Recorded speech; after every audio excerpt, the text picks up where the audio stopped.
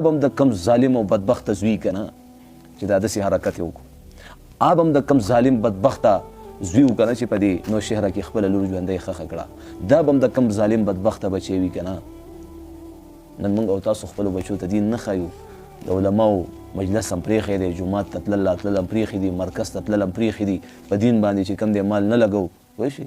دا درته اوس ګارخیل ښکاري دا علما، دا چې په منبرونو دا چغې وایي، دا فریادونه کوي، دا واز او نصیحتونه کوي. دا تبلیغ والا منټلان دي، لیوني دي، دا کوڅه په کوڅه باندې ګرځي، دا ګشتونه کوي. همدې وخت دپاره که نه دغه منظر به نن موږ نه کتو.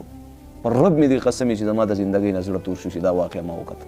دا کم طرف ته حالات روان. درخواست کوم ای نوجوانانو، ای زنانو، په خپل حال باندې چې کوم دی په خپل ځان باندې رحم وکړئ.